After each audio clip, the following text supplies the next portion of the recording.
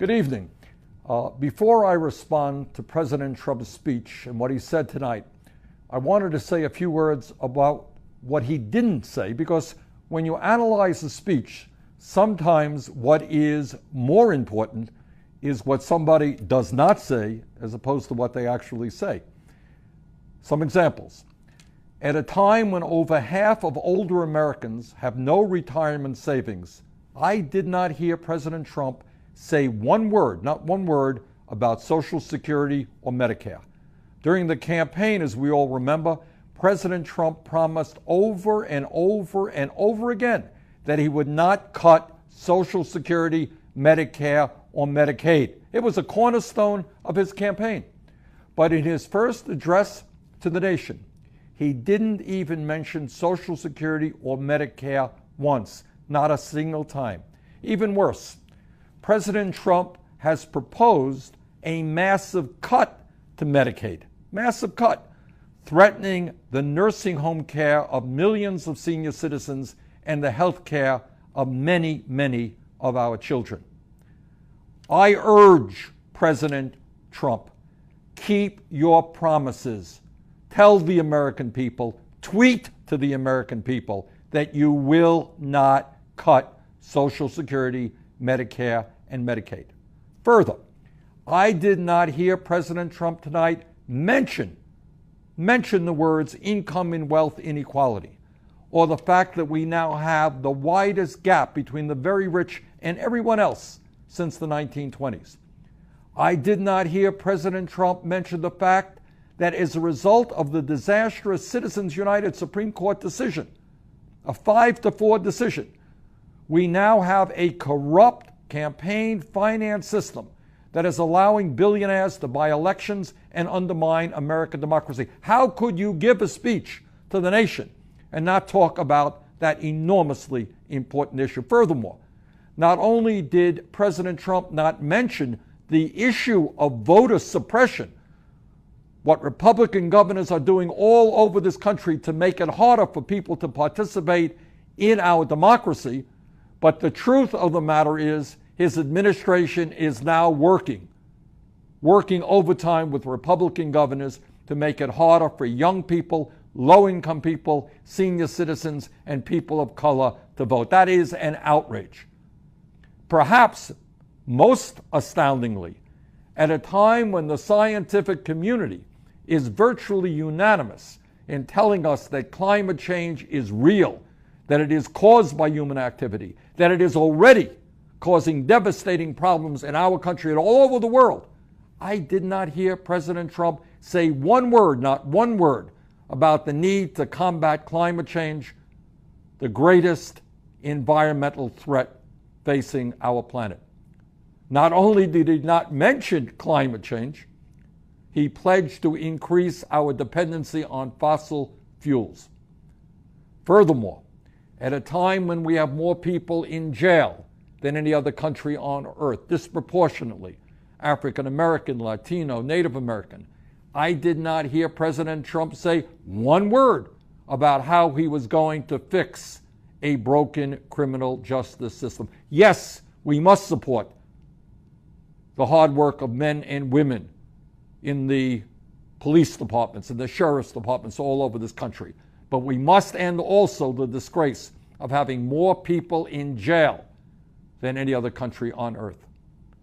Furthermore, at a time when we need the best educated workforce in the world to compete in a highly competitive global economy, I did not hear President Trump say one word, not one word, about the need to lower the cost of college and to do what countries all over the world are doing, and that is to make public colleges and universities tuition free. It's an enormously important issue, impacting millions of families throughout this country. Not one word about making colleges more affordable, not one word about addressing the crisis of student debt.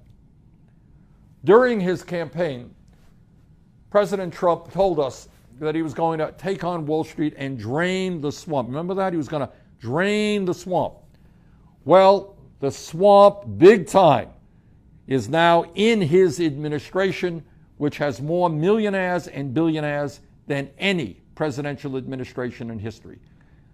Amazingly enough, for somebody who was going to drain the swamp, who was going to take on Wall Street, his chief economic advisor, Gary Cohn, is the former president of Goldman Sachs, one of the major financial institutions that paid billions of dollars in fines for their illegal activity. That's really draining the swamp.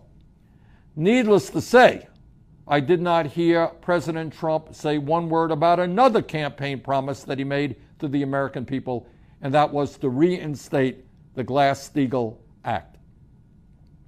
Now, that's a little bit about what Trump did not say tonight. Let me just say a few words about what he did say. The truth is that some of what President Trump said tonight, it sounds good on the surface. But it doesn't sound so good if you dig just a little deeper beneath the surface.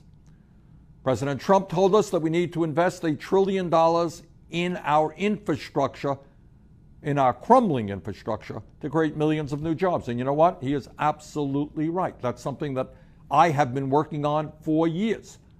But the specifics of the financing plan that he has provided us so far are absolutely wrong. We cannot rebuild our infrastructure by providing billions of dollars in tax breaks to Wall Street and large corporations. Donald Trump said tonight that we need to promote clean air and clean water. And to be very honest with you, because I was only a few feet away from the president, I had a difficult time not laughing out loud when he said that. Because on this very, very day, he signed an executive order rolling back President Obama's clean water rules and has appointed the most anti-environmental EPA administrator in our nation's history. President Trump said tonight that he wants to substantially increase funding for the Pentagon. What he didn't say tonight is that he will come up with that $84 billion in increased funding for the Pentagon by slashing programs that benefit the working people of this country, that benefit the elderly, that benefit the children, the sick, and the poor. Now, here's the truth. At a time when our country spends more on defense than the next 12 countries combined, when virtually every major defense contractor has committed fraud and has had to pay fines to the federal government for their fraudulent activity, at a time when the Pentagon has buried evidence of $125 billion in bureaucratic waste, President Trump wants to increase defense spending by $84 billion over the next year and a half. And let me be very clear in stating that I think those priorities are wrong. We should not be cutting massively programs for people in need and then significantly expanding spending for the military. And let's be also clear. The $84 billion that President Trump wants to pump into the bloated Pentagon budget could, just as one example, provide free tuition at every public college and university in this country and begin to reduce the crushing burden of student debt in America. That is a choice. Do we add another $80+ billion to the Pentagon, or do we allow every qualified young American the ability to go to college tuition-free in a public college and university and substantially reduce student debt? I think the choice is clear. I think we do not need to greatly increase Pentagon spending. And while President Trump wants to slash programs that the elderly, the children, the sick, and the poorest Americans desperately rely on, he also thinks that it is a great idea to provide nearly $3 trillion in tax breaks to the top 1%. Middle class shrinking, 43 million people living in poverty, the rich doing phenomenally well, and Donald Trump wants to provide $3 trillion in tax breaks for the people on top. That is an outrage. Furthermore, President Trump claimed tonight that American corporations pay the highest tax rates in the world. We're going to have to lower substantially tax rates on large corporations. What he said is untrue, not true. According to the Government Accountability Office, one out of five large profitable corporations pays nothing, zero in federal income tax. Today, we are losing $100 billion in revenue every year because corporations are stashing their cash in the Cayman Islands and other offshore tax havens. These corporations don't need a tax cut. They need to start paying their fair share of taxes. Tonight, President Trump once again made it clear that he plans on working with Republicans in Congress who want to repeal the Affordable Care Act, throw 20 million Americans off of health insurance, privatize Medicare, make massive cuts in Medicaid, raise the cost of prescription drugs for seniors, eliminate funding for Planned Parenthood, while at the same time he wants to give yet another massive tax break to the wealthiest Americans, which is what would happen if the Affordable Care Act were repealed. As he did during his campaign, Donald Trump claimed that he would bring down the cost of prescription drugs. A few weeks ago, he even said that the pharmaceutical industry was, quote, getting away with murder, end quote.